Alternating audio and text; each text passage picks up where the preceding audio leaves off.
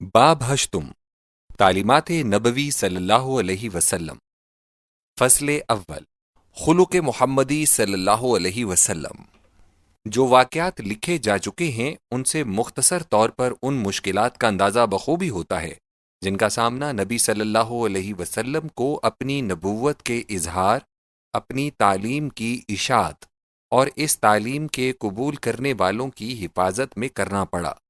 ایک ایسے ملک میں جہاں حکومت اور قانون نہ ہو، جہاں خونریزی اور قتل معمولی بات ہو، جہاں کے باشندے وحشت اور غارت گری میں درندوں کے مشابہ، جہالت اور بے عقلی میں انعام سے بدتر ہوں، ایک ایسے دعوے کا پیش کرنا جو تمام ملک کے نزدیک عجیب اور جملہ قبائل میں مخالفت کی فوری آگ لگا دینے والا ہو، کچھ آسان نہ تھا۔ پھر اس دعوے کا ایسی حالت میں سرسبز ہونا کہ کروڑوں اشخاص کی انتہائی مخالفت اس کے ملیا میٹ کرنے پر دل سے، جان سے، زر سے، مال سے سال ہا سال متفق رہی ہو، بالکل تائید ربانی کا ثبوت ہے۔ گزشتہ واقعات کے ضمن میں نبی صلی اللہ علیہ وسلم کے اخلاق و محاسن، صفات و محامد کی چمک ایسی نمایاں ہے جیسے ریت میں کندن، اور ان واقعات ہی سے یہ پتہ لگتا ہے کہ مظلومیوں، بیچارگی اور قوت و سطوت کی متضاد حالتوں میں یکساں سادگی و غربت کے ساتھ زندگی پوری کرنے والا صرف وہی ہو سکتا ہے جس کے دل پر ناموس الہی نے قبضہ کر لیا ہو اور اسے علائق دنیاوی سے پاک کر دیا ہو۔ نبی صلی اللہ علیہ وسلم کی زندگی کے مبارک واقعات ہر ملک اور ہر طبقے کے فرد اور جماعتوں کے لیے بہترین نمونہ اور مثال ہیں۔ اس باب کے تحت میں مختصر طور پر آن حضرت صلی اللہ علیہ وسلم کے اخلاق کا جو علمنی ربی فاحسن تعدیبی کے مصداق ہیں ذکر کروں گا۔ خلق محمدی ایسا لفظ ہے کہ اب بہترین بزرگوں کے عادات و اخلاق، اطوار و شمائل کے اظہار کے لیے مشبہ بہی بن گیا ہے۔ میں اس جگہ کمالات نبوت اور خصوصیات نبویہ علی صاحبہ الصلاۃ والسلام کا ذکر نہیں کروں گا، صرف وہ سادہ حالات لکھنے مقصود ہیں جن کا کوئی سعادت مند ازلی اپنے لیے نمونہ بنا سکتا ہے۔ لقد كان لكم في رسول الله أسوة حسنة۔ سورۃ الاحزاب۔ تمہارے لیے رسول اللہ کا بہترین نمونہ موجود ہے۔ سیدنا محمد رسول اللہ صلی اللہ علیہ وسلم امی تھے، لکھنا پڑھنا نہ جانتے تھے، اور بعثت و نبوت کے زمانے تک کسی عالم کی صحبت بھی میسر نہ ہوئی تھی۔ تیر افغنی، شاہ سواری، نیزہ بازی، سجا گوئی، قصیدہ خوانی، نسب دانی اس زمانے کے ایسے فنون تھے جنہیں شریف خاندان کا ہر ایک نوجوان حصول شہرت و عزت کے لیے ضرور سیکھ لیا کرتا تھا، اور جن کے بغیر کوئی شخص ملک اور قوم میں عزت یا کوئی امتیاز حاصل نہ کر سکتا تھا۔ نبی صلی اللہ علیہ وسلم نے ان فنون میں سے کسی کو بھی اکتساباً حاصل نہ کیا تھا اور نہ کسی پر اپنی دلچسپی کا اظہار کیا تھا۔ نبی صلی اللہ علیہ وسلم کی نسبت فرینچ پروفیسر سیڈیو لکھتا ہے، آن حضرت صلی اللہ علیہ وسلم خندارو، ملنسار، اکثر خاموش رہنے والے، بکثرت ذکر خدا کرنے والے، لغویات سے دور، بیہودہ پن سے نفور، بہترین رائے اور بہترین عقل والے تھے۔ انصاف کے معاملے میں قریب و بعید آن حضرت صلی اللہ علیہ وسلم کے نزدیک برابر ہوتا تھا۔ مساکین سے محبت فرمایا کرتے تھے، غربا میں رہ کر خوش ہوتے تھے، کسی فقیر کو اس کی تنگ دستی کی وجہ سے حقیر نہ سمجھا کرتے، اور کسی بادشاہ کو بادشاہی کی وجہ سے بڑا نہ جانتے، اپنے پاس بیٹھنے والوں کی تالیف قلوب فرماتے، جاہلوں کی حرکات پر صبر فرمایا کرتے، کسی شخص سے خود علیحدہ نہ ہوتے جب تک کہ وہی نہ چلا جائے، صحابہ رضوان اللہ اجمعین سے کمال محبت فرمایا کرتے، سفید زمین پر بلا کسی مسند و فرش کے نشست فرمایا کرتے، اپنے جوتے کو خود گانٹھ لیتے، اپنے کپڑے کو خود پیوند لگا لیتے تھے، دشمن اور کافر سے بکشادہ پیشانی ملا کرتے تھے۔ حجت الاسلام امام غزالی لکھتے ہیں، آن حضرت صلی اللہ علیہ وسلم مویشی کو چارہ خود ڈالتے، اونٹ باندھتے، گھر میں صفائی کر لیتے، بکری دوہ لیتے، خادم کے ساتھ بیٹھ کر کھا لیتے، خادم کو اس کے کام کاج میں مدد دیتے، بازار سے چیز خود جا کر خرید لیتے، خود اسے اٹھا لاتے، ہر ادنا و اعلیٰ خرد و بزرگ کو سلام پہلے کر دیا کرتے، جو کوئی ساتھ ہو لیتا اس کے ہاتھ میں ہاتھ دے کر چلا کرتے، غلام و آقا حبشی و ترکی میں ذرا تفاوت نہ کرتے، رات دن کا لباس ایک ہی رکھتے، کیسا ہی کوئی حقیر شخص دعوت کے لیے کہتا قبول فرما لیتے، جو کچھ کھانا سامنے رکھ دیا جاتا اسے برغبت کھاتے، رات کے کھانے میں سے صبح کے لیے اور صبح کے کھانے میں سے شام کے لیے اٹھا نہ رکھتے، نیک خو کریم الطبع کشادہ روح تھے مگر ہنستے نہ تھے، اندوہ گیں تھے مگر ترش روح نہ تھے، متواضع جس میں دنائیت نہ تھی، باہیبت جس میں درشتی نہ تھی، سخی تھے مگر اسراف نہ تھا، ہر ایک پر رحم فرمایا کرتے، کسی سے کچھ طمع نہ رکھتے، سر مبارک کو جھکائے رکھتے تھے۔ حکیم الامہ شاہ ولی اللہ لکھتے ہیں، جو کوئی شخص آن حضرت صلی اللہ علیہ وسلم کے سامنے یک بارگی آ جاتا وہ ہیبت زدہ ہو جاتا، اور جو کوئی پاس آ بیٹھتا وہ فدائی بن جاتا۔ کنبے والوں اور خادموں پر بہت زیادہ مہربان تھے۔ انس رضی اللہ عنہ نے 10 سال تک خدمت کی، اس عرصے میں انہیں کبھی اف یعنی اونہ تک نہ کہا، زبان مبارک پر کبھی کوئی گندی بات یا گالی نہیں آتی تھی، نہ کسی پر لعنت کیا کرتے تھے، دوسرے کی اذیت و آزار پر نہایت صبر کیا کرتے، خلق خدا پر نہایت رحمت فرماتے، ہاتھ یا زبان مبارک سے کبھی کسی کو شر نہ پہنچا، کنبے کی اصلاح اور قوم کی درستی پر نہایت توجہ فرماتے، ہر شخص اور ہر چیز کی قدر و منزلت سے آگاہ تھے، آسمانی بادشاہت کی جانب ہمیشہ نظر لگائے رکھتے تھے۔ حجت اللہ البالغہ یسعیاہ نبی کی کتاب کا 42 باب آن حضرت صلی اللہ علیہ وسلم کے متعلق ہے۔ اس باب کے مندرجہ ذیل درس ناظرین اس جگہ ملاحظہ کریں، دیکھو میرا بندہ جسے میں سنبھالتا، میرا برگزیدہ جس سے میرا جی راضی ہے، میں نے اپنی روح اس پر رکھی، وہ قوموں کے درمیان عدالت جاری کرائے گا۔ نمبر 2، وہ نہ چلائے گا اور اپنی صدا بلند نہ کرے گا اور اپنی آواز بازاروں میں نہ سنائے گا۔ نمبر 3، وہ مسلے ہوئے سینٹھے کو نہ توڑے گا اور دہکتی ہوئی بتی کو نہ بجھائے گا، وہ عدالت کو جاری کرائے گا۔ نمبر 4، اس کا زوال نہ ہوگا اور نہ مسلا جائے گا جب تک راستی کو زمین پر قائم نہ کرے اور بحری ممالک اس کی شریعت کی راہ تکیں۔ نمبر 5، خداوند خدا جو آسمانوں کو خلق کرتا اور انہیں تانتا، جو زمین کو اور انہیں جو اس سے نکلتے ہیں پھیلاتا، اور ان لوگوں کو جو اس پر ہیں سانس دیتا، اور ان کو جو اس پر چلتے ہیں روح بخشتا، یوں فرماتا ہے، میں خداوند نے تجھے صداقت کے لیے بلایا، میں ہی تیرا ہاتھ پکڑوں گا اور تیری حفاظت کروں گا، اور لوگوں کے عہد اور قوموں کے نور کے لیے تجھے دوں گا۔ نمبر 7، کہ تو اندھوں کی آنکھیں کھولے اور بند ہوں کو قید سے نکالے، اور ان کو جو اندھیرے میں بیٹھے ہیں قید خانے سے چھڑا دے۔ تمام باب ملاحظہ طلب ہیں۔ پادری ان الفاظ کو مسیح علیہ السلام کے لیے کہتے ہیں، لیکن یہ الفاظ تو اس کے حق میں ہیں جسے خدا کہتا ہے میرا بندہ، اور پادریوں کو انکار ہے اور اقرار نہیں کہ مسیح علیہ السلام خدا کا بندہ تھا۔ اس کے ساتھ 10 درس میں بیابان عرب کا ذکر ہے اور کیدار کا نام موجود ہے جو ہمارے نبی صلی اللہ علیہ وسلم کے دادا کا نام ہے، نیز صلا کا ذکر ہے جو مدینہ طیبہ کا قدیم نام ہے، اور مدینہ کے اندر جو پہاڑی ہے وہ اب تک اسی نام سے موسوم ہے۔ درس 13 میں اسی موعود کا جنگی مرد ہونا بیان کیا گیا ہے۔ درس 17 میں ذکر ہے کہ بت پرستوں کو اس سے ذلت و پشیمانی حاصل ہوگی وغیرہ۔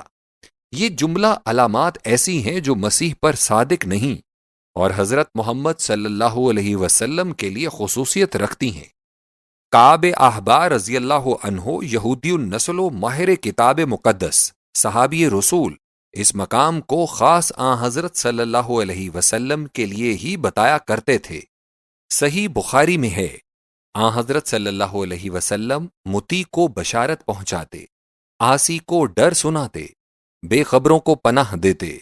خدا کے بندہ و رسول صلی اللہ علیہ وسلم جملہ کاروبار کو اللہ پر چھوڑ دینے والے، نہ درست خو نہ سخت گو، چیخ کر نہ بولتے، بدی کا بدلہ ویسا نہ لیتے، معافی مانگنے والے کو معاف فرمایا کرتے، گناہ گار کو بخش دیتے۔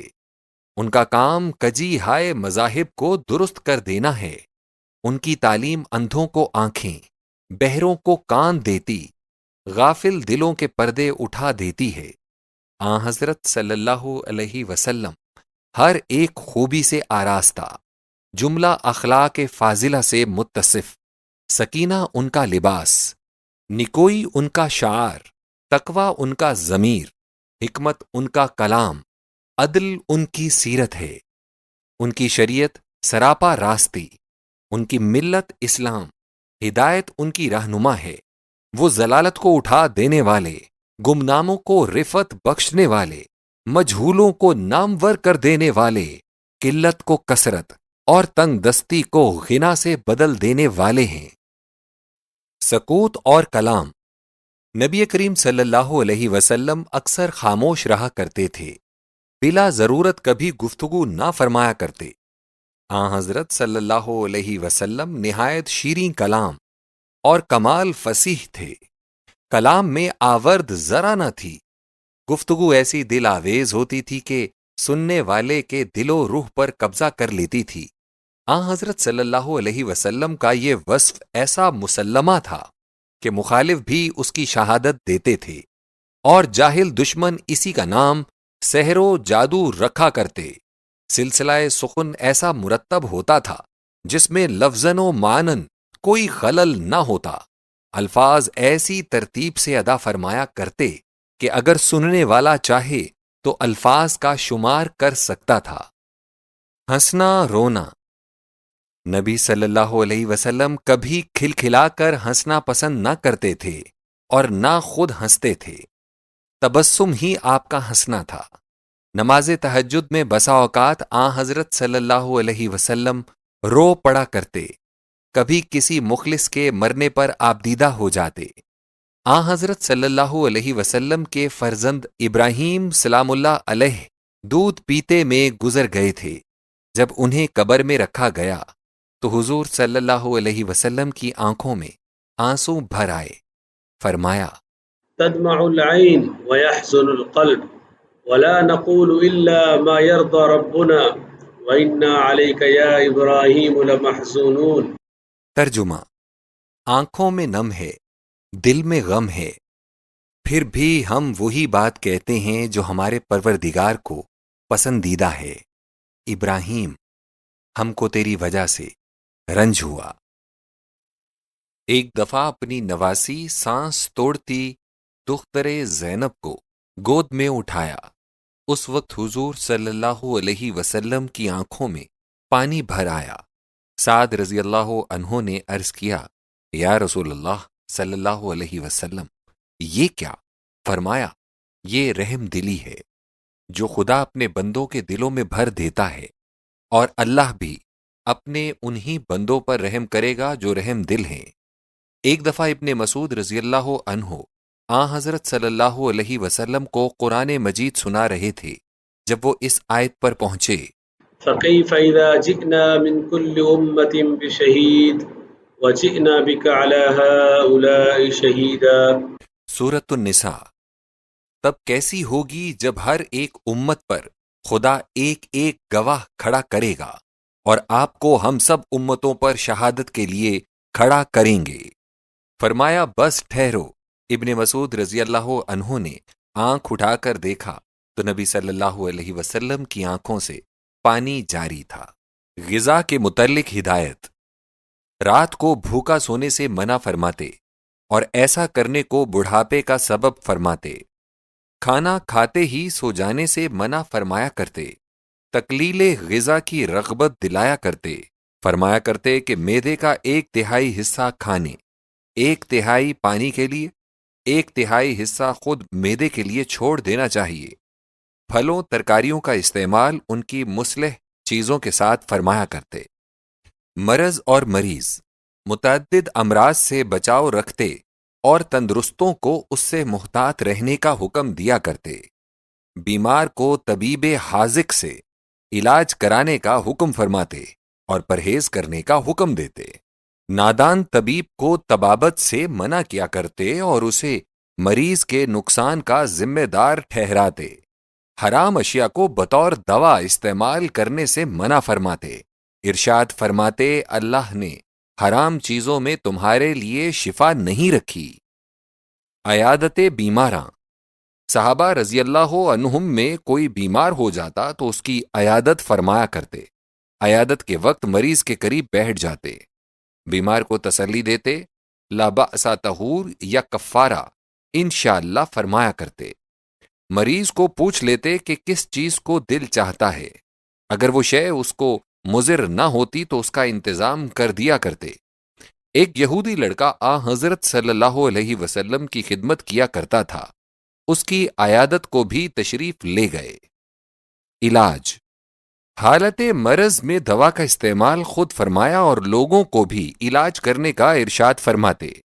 یا عباد اللہ تداووا فإن اللہ عز وجل لم يضع داء إلا وضع له شفاء غیر داء واحد قالوا ما هو قال الحرم۔ ترجمہ: اے بندگان خدا دوا کیا کرو کیونکہ خدا نے ہر مرض کی شفا مقرر کی ہے بجز ایک مرض کے۔ لوگوں نے پوچھا کہ وہ کیا ہے؟ فرمایا کھوسٹ یعنی بڑھاپا۔ خطبہ خوانی: زمین یا ممبر پر کھڑے ہو کر یا شتر و ناکا پر سوار ہو کر خطبہ فرمایا کرتے، جس کا آغاز تشہد سے اور اختتام استغفار پر ہوا کرتا۔ قرآن مجید اس خطبے میں ضرور ہوتا اور قواعد اسلام کی تعلیم اس خطبے میں دی جایا کرتی تھی۔ كان يخطب في كل وقت بما تقتضيه حاجة المخاطبين ومصلحتهم۔ ترجمہ: خطبے میں وہ باتیں ضرور بیان کی جاتی تھیں جن کی سر دست مسلمانوں کو ضرورت ہوتی اور وقت و ضرورت کے اعتبار سے خطبے میں سب کچھ بیان ہوا کرتا۔ ایسے خطبات جمعے کے دن ہی پر موقوف نہ ہوتے بلکہ جب ضرورت اور موقع ہوتا تب ہی لوگوں کو کلام پاک سے مستفید فرما دیا کرتے تھے۔ خطبے کے وقت ہاتھ میں کبھی عصا ہوتا، کبھی کمان۔ ان پر اثنائے تقریر میں ٹیک بھی لگایا کرتے تھے۔ خطبے کے وقت تلوار کبھی ہاتھ میں نہ ہوتی تھی، نہ اس پر ٹیک لگایا کرتے۔ علامہ ابن القیم رحمۃ اللہ علیہ کہتے ہیں، جاہلوں کا قول ہے کہ نبی صلی اللہ علیہ وسلم ممبر پر تلوار لے کر کھڑے ہوا کرتے تھے، گویا اشارہ یہ تھا کہ دین بزور شمشیر قائم کیا گیا ہے۔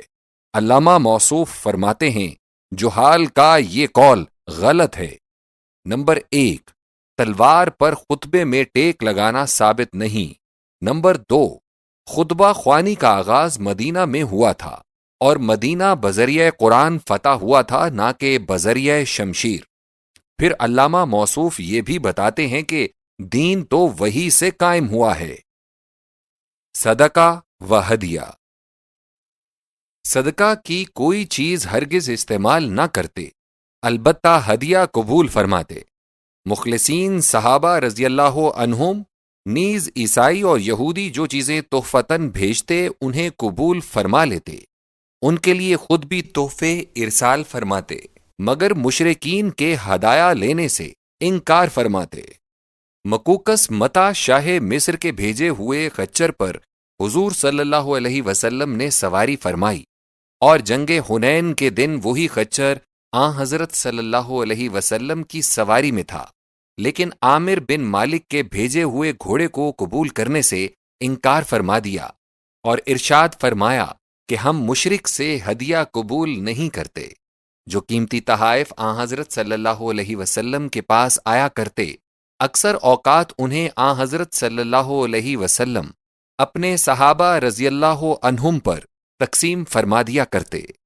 اپنی تعریف، اپنی ایسی تعریف جس سے کسی دوسرے نبی کی کمی نکلتی پسند نہ فرمایا کرتے اور ارشاد فرماتے، لا تخيروا بين الانبیاء۔ ترجمہ: نبیوں کے ذکر میں ایسی طرز اختیار نہ کرو کہ ایک دوسرے کے مقابلے میں کمی نکلتی ہو۔ ایک بیاہ میں تشریف لے گئے، وہاں چھوٹی چھوٹی لڑکیاں اپنے بزرگوں کے تاریخی کارنامے گا رہی تھیں۔ انہوں نے یہ بھی گایا کہ ہمارے درمیان ایسا نبی ہے جو کل فردا کی بات آج بتا دیتا ہے۔ نبی صلی اللہ علیہ وسلم نے فرمایا، یہ نہ کہو، جو پہلے کہتی تھیں وہی کہے جاؤ۔ اظہار حقیقت یا خوش عقیدہ پن کی اصلاح۔ سیدنا ابراہیم فرزند رسول صلی اللہ علیہ وسلم کا انتقال ہو گیا۔ اس روز سورج گرہن بھی ہوا۔ لوگ کہنے لگے کہ ابراہیم کی موت کی وجہ سے سورج بھی گہنا گیا۔ نبی صلی اللہ علیہ وسلم نے لوگوں کے مجمع میں خطبہ پڑھا اور فرمایا کہ سورج چاند کسی کے مرنے یا جینے سے نہیں گہنایا کرتے۔ مصلحت عامہ کا لحاظ۔ نمبر 1، جب قریش نے اسلام سے پہلے کعبے کی عمارت بنائی تو انہوں نے کچھ تو عمارت ابراہیمی میں اندر کی جگہ باہر چھوڑ دی، پھر کرسی اتنی اونچی رکھی کہ زینہ لگانا پڑے اور بیت اللہ میں دروازہ بھی صرف ایک ہی رکھا۔ نبی صلی اللہ علیہ وسلم نے ایک روز عائشہ طیبہ رضی اللہ عنہا سے فرمایا، لولا ان قومك حديث عهدهم بكفر لنقضت الكعبة فجعلت لها بابين باب يدخل الناس وباب يخرجون منه۔ ترجمہ: قریش کو مسلمان ہوئے تھوڑے ہی دن ہوئے ہیں، ورنہ میں اس عمارت کو گرا دیتا، کعبے میں 2 دروازے رکھتا، ایک آنے کا، ایک جانے کا۔ نمبر 2، جب منافقین کے شر انگیز افعال و حرکات حد سے بڑھ گئے تو عمر فاروق رضی اللہ عنہ نے عرض کیا کہ انہیں قتل کر دینا چاہیے۔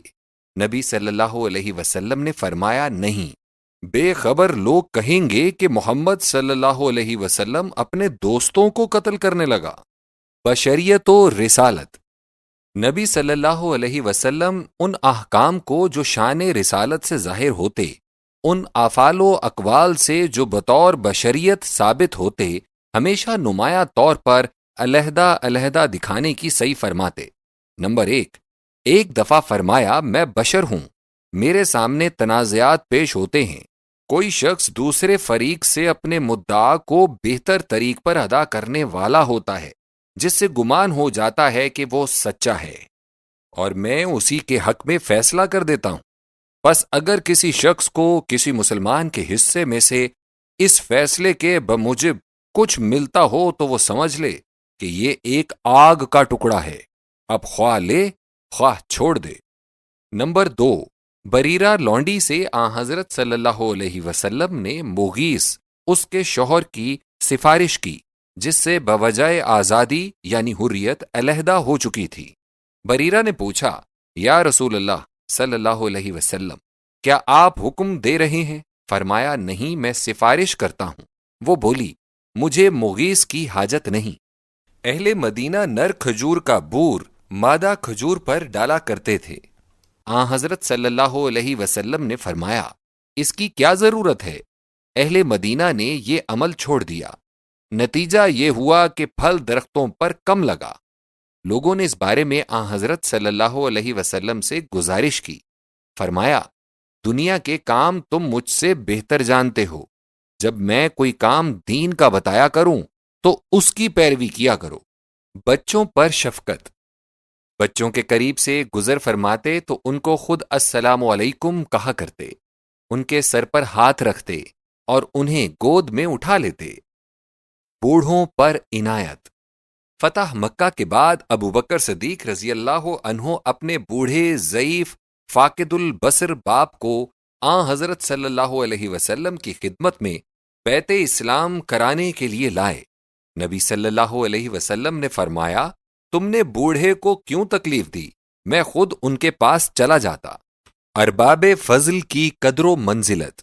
نمبر 1، سعد بن معاذ رضی اللہ عنہ کو جو خندق میں سخت زخمی ہو گئے تھے، یہودیان بنو قریظہ نے اپنا حکم اور منصف تسلیم کر کے بلایا تھا۔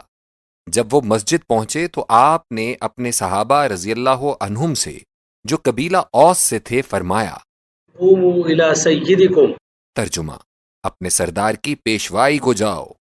لوگ گئے، ان کو آگے بڑھ کر لے آئے۔ نمبر 2، حسان بن ثابت رضی اللہ عنہ اسلام کی تائید اور مخالفین کے جواب میں اشعار نظم کر کے لاتے تو ان کے لیے مسجد نبوی صلی اللہ علیہ وسلم میں ممبر رکھ دیا جاتا، جس پر چڑھ کر وہ اشعار پڑھا کرتے تھے۔